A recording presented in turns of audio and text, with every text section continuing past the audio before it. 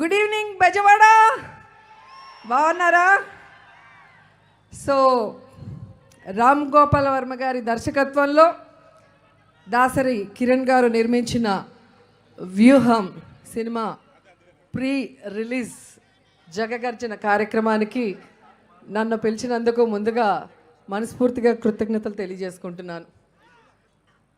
ఈరోజు ఈ వ్యూహం సినిమా గురించి మాట్లాడే ముందు దీని వెనకున్న వ్యూహకర్త గురించి కొన్ని మాటలు మాట్లాడాలి. బెజవాడ గడ్డ మీద పుట్టిన బెజవాడ ముద్దుబిడ్డ రామ్ గోపాల్ వర్మ గారు, బెజవాడ నుంచి బాలీవుడ్ వరకు తన పవర్ ఏంటో చూపించిన డైరెక్టర్ మన రామ్ గోపాల్ వర్మ గారు.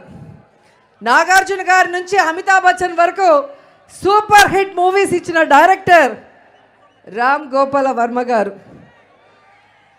శివ సినిమా నుంచి కంపెనీ సినిమా వరకు ఇటు టాలీవుడ్ అటు బాలీవుడ్ ఇండస్ట్రీని షేక్ చేసిన డైరెక్టర్ రామ్ గోపాల్ వర్మ గారు.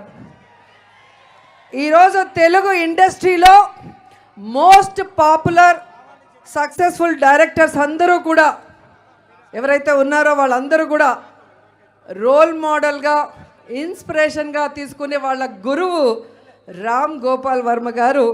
ఈ వ్యూహం సినిమాకి డైరెక్షన్ చేయటం చాలా చాలా హ్యాపీగా ఉంది. ఎందుకంటే ఎవరైనా సినిమా తీసి రిలీజ్ చేస్తేనే హిట్ అవుతుంది, కానీ రామ్ గోపాల్ వర్మ గారు సినిమా అనౌన్స్ చేస్తేనే హిట్ అవుతుంది.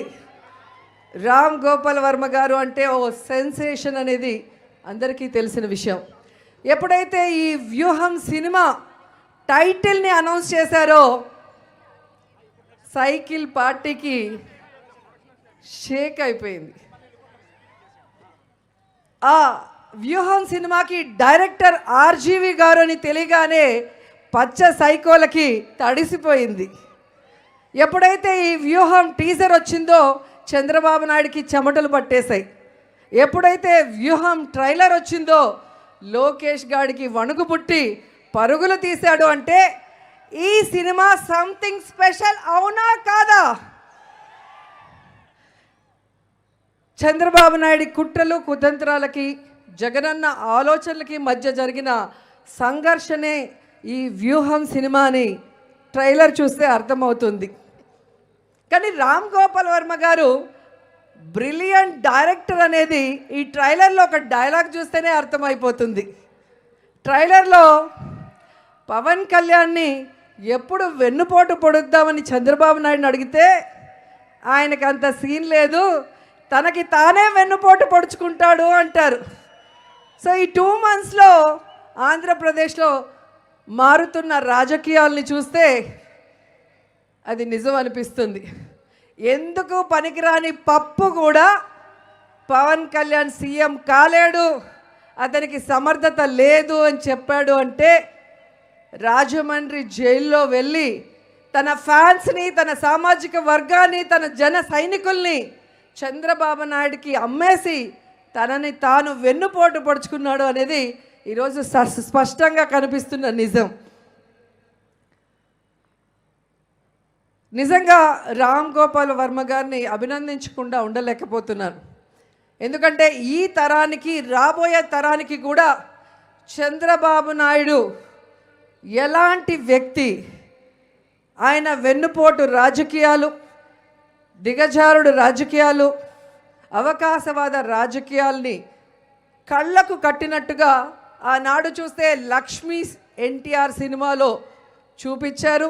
ఈరోజు వ్యూహం సినిమాలో కూడా కనిపించబోతోంది.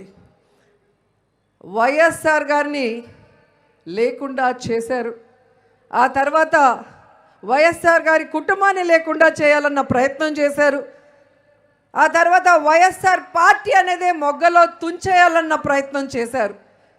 చంద్రబాబు నాయుడు ఎన్ని కుట్రలు కుతంత్రాలు చేసినా మొక్కువోని ధైర్యంతో, తన కమిట్మెంట్తో జగనన్న తట్టుకొని నిలబడి ఈరోజు రాజన్న పాలనని ఈ రాష్ట్ర ప్రజలకి అందిస్తున్నారు. చంద్రబాబు నాయుడు చేసే కుట్రలకి, నీతిమాలిన రాజకీయాలకి చిరునవ్వుతో సమాధానం ఇచ్చి ఈరోజు ఆంధ్రప్రదేశ్ గురించి తెలుసుకున్న వాళ్ళైనా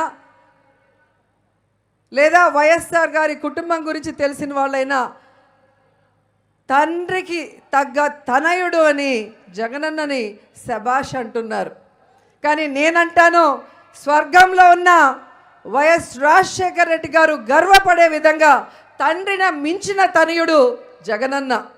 తండ్రి ఆశయం కోసం, తండ్రి ప్రేమించిన ఈ ప్రజల కోసం తన ప్రాణాలు సైతం పణంగా పెట్టి ప్రతిపక్షాల కుట్రలకి జైలుకైనా వెళ్ళాను కానీ తల దించను, కమిట్ అవ్వను వీళ్ళకి అని ఈ ప్రజల కోసం జగనన్న పోరాడిన విధానాన్ని ఈరోజు రామ్ గోపాల్ వర్మ గారు తెరకెక్కించడం ఈ తరానికే కాదు భవిష్యత్ తరానికి కూడా చంద్రబాబు నాయుడు లాంటి బ్యాడ్ పొలిటీషియన్ గురించి చెప్పే ఒక సజీవ చిత్రంగా ఇది నిలిచిపోతుందని మనస్ఫూర్తిగా నమ్ముతున్నాను.